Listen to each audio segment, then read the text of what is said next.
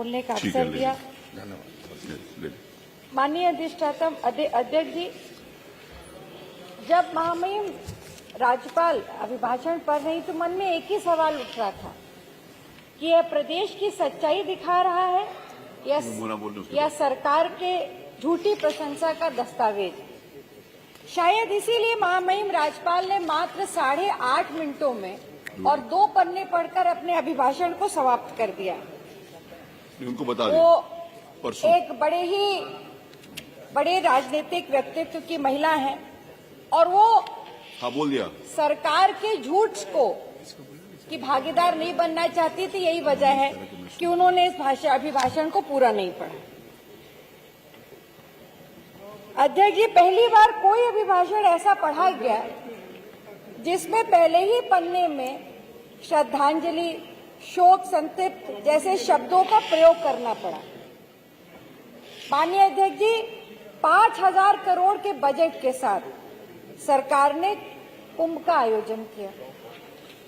कुंभ चलो के स्लोगन चारों तरफ लिखे और जो श्रद्धालु थे वो स्लोगन पढ़कर सब वहां पहुंच भी गए। पर जब वहां पहुंचे तो जो अव्यवस्था थी वहां पर, जिस वजह से भगदड़ हुई, सरकारी आंकड़ों के हिसाब से 30 लोगों की मौत भी हुई उसमें।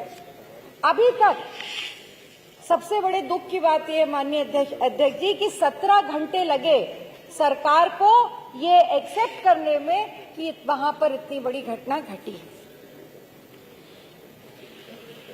वहां पे जिस तरह की अव्यवस्था थी, ना यातायात की सुविधा थी, ना पानी की सुविधा थी। 20-20 किलोमीटर लोग पैदल चले, 300-300 किलोमीटर के जाम लगे। आखिर इस अव्यवस्था का जिम्मेदार कौन था? ये अनुभवहीनता थी।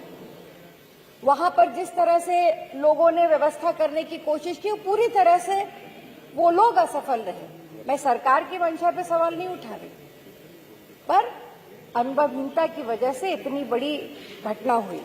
फिर भी मैं उन श्रद्धालुओं का जो इस परिस्थिति में भी सनातन धर्म की अपने ध्येय को लेकर के चले थे और वहां तक पहुंचे, मैं उनका आभार व्यक्त करती हूं।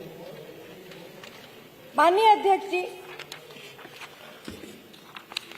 अभिभाषण में वही पुरानी घिसी पिटी बातें लिखी गई। पूरी तरह से ये अभिभाषण में ना ही कोई नई चीज है और न ही कोई घोषणा सरकार ने नई कोई फ्लैगशिप प्रोग्राम रखा। 7 साल में अभिभाषण में एक शब्द अगर नहीं बदला है वो है बीमारू राज्य। 7 साल से हर बार अभिभाषण में यही शब्द आता। 7 साल में सरकार बीमारू राज्य के शब्द को नहीं बदल पाई, सरकार की व्यवस्था को क्या बदलेगी? अगर हम रोजगार और निवेश और युवा की बात करें माननीय अध्यक्ष जी, आज सुबह मैं सुन रही थी, माननीय मुख्यमंत्री जी भी बोल रहे थे, 1 ट्रिलियन इकोनॉमी की बात कर रहे थे। हमारे एक साथी ने इस विषय को बड़े गंभीरता से उठाया भी था। 45 लाख करोड़ निवेश आने का दावा किया। आपके अनुसार जो इस अभिभाषण में लिखा है, 15 लाख करोड़ निवेश धरातल पे भी आ गया। पर सबसे बड़ा मुद्दा यह है कि इससे रोजगार कितना मिला। जब आपने ग्लोबल इन्वेस्टर समिट 2023 का आयोजन किया था और हजारों करोड़ रुपए जनता की गाड़ी कमाई का खर्च किया था, तब आपने तर्क दिया था कि 98 लाख रोजगार सृजन होंगे।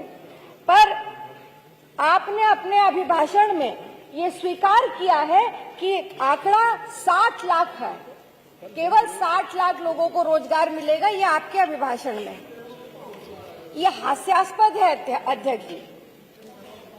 आपने निवेश के दावे तो बढ़ते जा रहे हैं, पर रोजगार के जो आंकड़े हैं वो लगातार घटते चले जा रहे हैं। आपने कहा एमएसएमई के माध्यम से 1 करोड़ 65 लाख लोगों को रोजगार देकर देश में अग्रणी बनाएंगे, पर centre of monitoring Indian economy के आंकड़े के अनुसार 29 लाख बेरोजगार हताश होकर के उन्होंने रोजगार खोजना बंद कर दिया। आखिर इनके लिए जिम्मेदार कौन है? माननीय 6ठे पन्ने पर बिजली के ऊपर जब बात रखी है सरकार ने, आपने कहा कि ग्रामीण क्षेत्र में 20 घंटे, 35 मिनट, तहसील मुख्यालय पे 22 घंटे 36 मिनट और जनपद मुख्यालय पे 24 घंटे की आपूर्ति की बात अभिभाषण में रखी है। लेकिन अभी कुछ दिन पहले राज्यसभा में भारत सरकार के बिजली राज्य मंत्री ने जो बात रखी, उन्होंने अपने वक्तव्य में कहा कि मात्र औसत 18 घंटे ही बिजली उत्तर प्रदेश के ग्रामीण क्षेत्रों में दी जा पा रही है। तो आखिर किसको सच माना जाए, जो इस सदन में कहा गया या उस सर्वोच्च सदन में कहा गया?